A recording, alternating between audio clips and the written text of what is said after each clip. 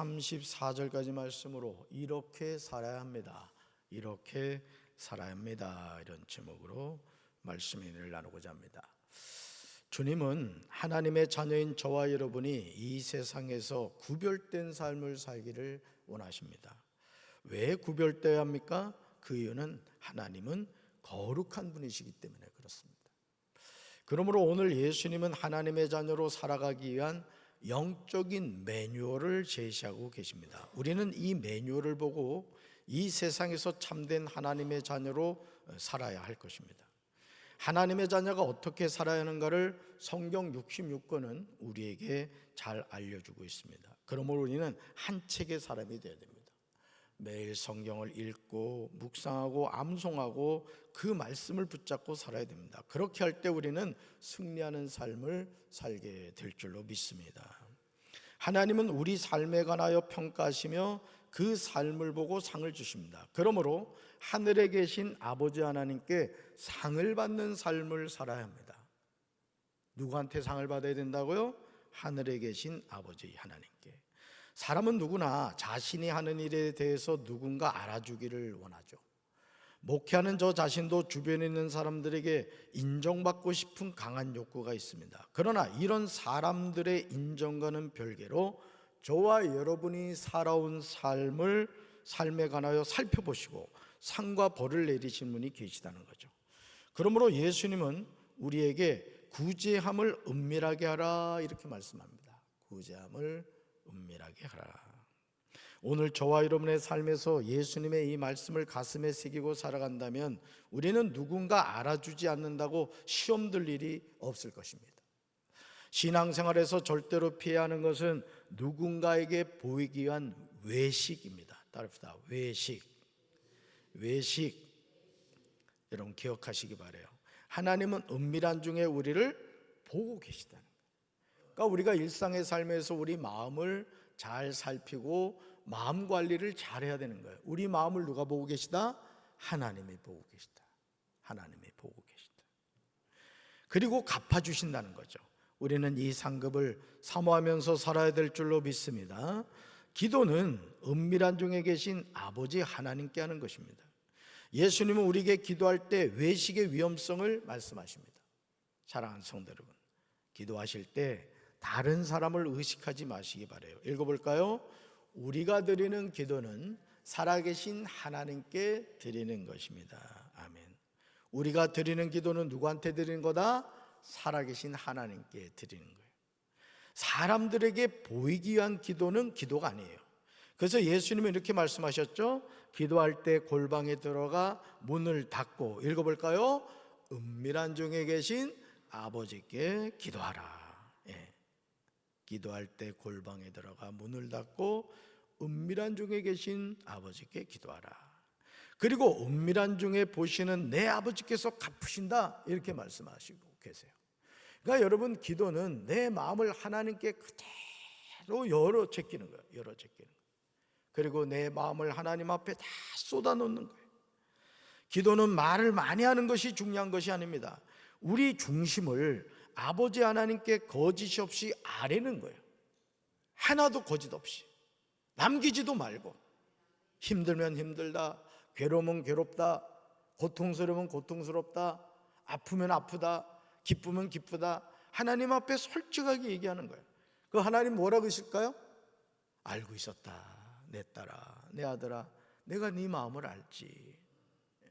저도 목회하면서 제일 위로가 됐을 때가 언제냐면은 주님이 제 마음을 알아주신다는 그걸 알았을 때 제일 위로가 되더라고요. 아, 주님이 아시는구나. 우리의 중심을 아버지 하나님께 거짓 없이 아뢰야 될 줄로 믿습니다. 그러면 구하기 전에 우리에게 있어야 할 것을 다 아시는 하나님이 응답해 주신다는 거예요. 따라서 기도는 반드시 응답됩니다. 아멘이십니까? 부모는 자녀의 모든 것을 책임지죠. 왜냐하면 내가 사랑하는 자녀이기 때문입니다. 우리는 누구 자녀예요? 누구 자녀예요? 하나님의 자녀란 말이에요. 그럼 우리 인생은 누가 책임져요? 얼굴이 별로 안 믿는 것 같은데. 하나님은 우리의 모든 필요를 채워주시는 분이에요. 우리가 하나님을 온전히 믿고 살아갈 때 하나님은 우리의 모든 삶을 책임져 주시는 줄로 믿습니다. 사람의 잘못을 용서하면 하늘 아버지께서도 용서해 주십니다. 목회를 하면서 제일 안타까운 것 가운데 하나는 용서에 대한 거예요. 오늘 적지 않은 성도들이 용서하지 못하는 누군가가 있어요. 그런데 오늘 예수님은 우리가 사람의 잘못을 용서하면 우리 하늘 아버지께서도 우리의 잘못을 용서하시지만, 우리가 사람의 잘못을 용서하지 않으면 우리 아버지께서도 우리 잘못을 용서하지 아니하신다, 이렇게 말씀하세요. 사랑하는 성도 여러분, 주님께 용서의 은혜를 받기 원하십니까? 당연하죠. 우리 하나님께 용서받지 못하면 우리는 구원받지 못하는 거예요. 우리 유성근 성도, 제가 이제 병상 세례를 드렸습니다마는 이번이 교회를 한 번도 안 나왔단 말이에요. 근데도 우리 윤영순 권사님이 어떻게든 남편을 좀 구원시키고 싶어가지고 어제도 제가 신방을 다녀왔거든요. 10시 반쯤 그게 이제 마지막으로 뵀던 거예요. 여러분, 하나님은요 우리의 마음을 아시는 줄로 믿습니다. 여러분, 주님께 용서의 은혜를 받기 원하십니까? 그렇다면 하나님께 지금 여러분의 마음속에 있는 그 누군가를 용서하는 힘을 달라고 구하시길 바라요. 따라합시다. 주여, 용서하는 힘을 주시옵소서. 용서하는 힘을 주시옵소서. 여러분, 이 정도요 근육이 있어야 드는 거예요. 근육이 있어야. 이거 드는 거 아무것도 아닌 것 같죠? 아픈 사람은 이거 들려고 해도 못 들어요. 마찬가지로 용서의 근육이 있어요. 용서의 근육. 누가 주신다? 하나님이 주신다는 거예요. 할렐루야. 이 용서의 문제는 내 힘으로 할 수 있는 것이 아니에요. 하나님이 도와주셔야 돼요. 내 힘으로 용서하려고 하다 보면 오히려 마귀의 시험에 빠지기 쉽죠. 금식은 오직 은밀한 중에 계신 아버지께 보이게 하는 것입니다. 일상에서 금식한다는 것은 절대 쉬운 것이 아닙니다. 금식은 자신의 생명을 내어놓는 행위예요. 그런데 쉽지 않은 금식을 하면서 그 금식의 대상이 살아계신 하나님이 아니라 사람이 된다면 어떻게 되겠어요? 근데 그런 경우가 많다는 거죠. 신앙생활하면서도 하나님을 바라보면서 신앙생활을 해야 되는데 자꾸 사람을 바라보고, 금식을 하는데도 그 금식이 오직 하나님을 바라보면서 주님 아시죠? 제 마음 아시죠? 금식의 초점이 하나님이 돼야 되는데 사람이 되는 경우가 있단 말이에요. 나 금식하고 있어, 나 좀 알아봐줘. 그런 경우가 있다는 것이죠. 여러분, 이런 외식적인 금식에 대해서 예수님이 경고하세요. 따라합시다. 금식은 사람에게 보이는 것이 아닙니다. 아멘이십니까? 금식한다고 얘기할 필요도 없어요. 하나님과의 관계이기 때문에. 금식은 오직 은밀한 중에 계신 우리 아버지께 보이게 하려 함입니다. 그리고 이런 금식을 은밀한 중에 보시는 우리 아버지께서 갚아주신다는 거예요. 여러분, 목숨을 걸고 기도하는데 아버지 하나님이 어찌 긴장하지 않겠어요? 여러분, 자녀들이 밥 먹지 않으면 누가 걱정해요? 부모가 걱정한단 말이에요. 그래서 긴급한 기도가 있을 때 음식을 끊고 금식 기도할 때 하나님이 신속하게 응답을 해주세요. 아멘이십니까? 네. 오직 자신을 위하여 보물을 하늘에 쌓아둬야 합니다. 예수님은 우리 보물이 있는 그곳에는 우리 마음도 있다, 이렇게 말씀하세요. 그런데 보물을 쌓는 장소가 땅이 있고 하늘이 있다는 거죠. 지금 여러분은 보물을 어디에 쌓아두고 계십니까? 땅입니까? 하늘입니까? 땅에 보물을 쌓는 분들은 그 보물을 도둑질 당하게 될 것이라고 오늘 주님 말씀하세요. 그러나 하늘에 쌓는 분들은 상급이 된다는 거죠. 여러분, 땅에 쌓아놓으면 도둑이 들어요. 하늘에 쌓아두면 하나님께서 그 상급으로 갚아주신다라는 것이죠. 오늘 우리는 하나님과 재물을 겸하여 섬길 수 있다고 착각을 해요. 하지만 두 주인을 섬길 수 없다는 거예요. 두 주인을. 영적인 눈을 떠야 될 줄로 믿습니다. 그래서 내 삶에서 정말 중요한 것이 무엇인가를 분별해야 되는 거예요. 이 세상에서 우리가 끝까지 붙잡아야 될 것은 하나님이신 줄로 믿습니다. 내 인생을 책임지시고 여기까지 인도하신 에베네셀의 하나님이 앞으로의 나의 삶도 인도해 주신다는 거죠. 그래서 우리가 항상 그 마음을 가지고 살아야 되는 거예요. 우리는 먼저 하나님의 나라와 그의 의를 구하는 삶을 살아야 됩니다.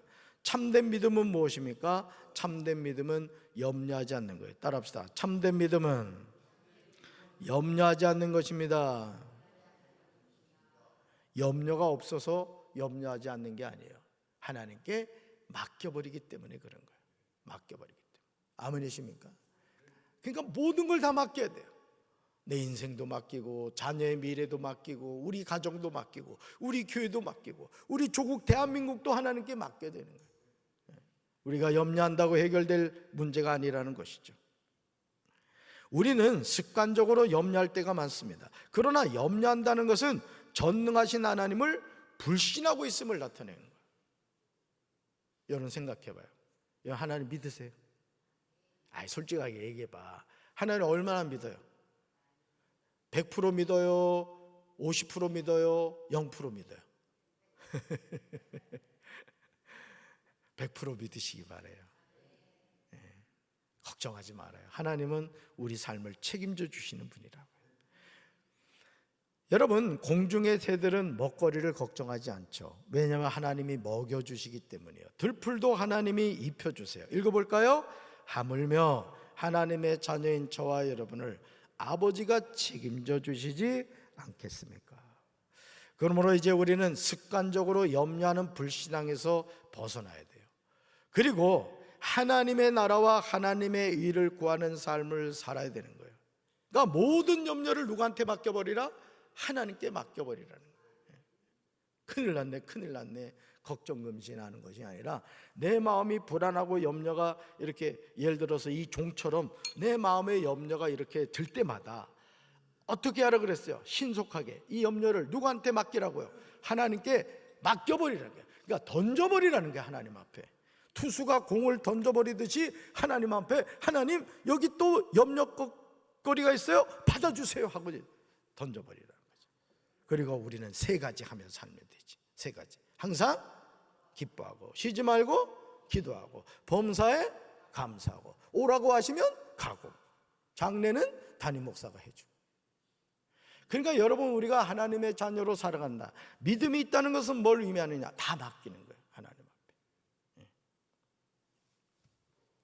하늘 아버지는 우리에게 있어야 할 것이 무엇인지 알고 계시다는 것이죠. 삶의 우선순위가 분명할 때 하나님은 우리의 모든 필요를 채워주시는 거예요. 이제 우리는 믿음으로 살아계신 하나님만을 바라봐야 될 줄로 믿습니다. 우리 34절 다시 한번 읽습니다. 그러므로 내일 일을 위하여 염려하지 말라. 내일 일은 내일이 염려할 것이요 한날의 괴로움은 그날로 족하니라. 아멘. 그러므로 내일을 위하여 뭐 하지 말아라? 염려하지 말아라. 다 지나가는 거예요. 그래서 세 가지만 잘하면 돼. 다시 항상 기뻐하고 쉬지 말고 기도하고 범사에 감사하고 그러면 되는 거예요. 그래서 우리 임명복 권사님이 감사합니다, 감사합니다, 그저 감사합니다, 이제 헌금을 드리면서 그렇게 써놓으셨더라고요. 정말 중요한 거예요. 그냥 기도가 안 나오면 감사합니다, 감사합니다, 그저 감사합니다. 그것도 힘들면 ing 이러면 돼요. 그럼 하나님이 알아서 다 들으시죠. 오늘도 우리 감사하며 삽시다. 우리 삶을 책임지시고 우리 자녀를 책임지시고 우리 가정과 우리 교회, 우리나라를 책임져 주신 분이 누구다? 하나님이시다. 가슴에 손 얹읍시다. 그러므로 너희는 염려하지 말라고 말씀하신 주님, 오늘도 우리의 삶은 하나님의 손에 있습니다.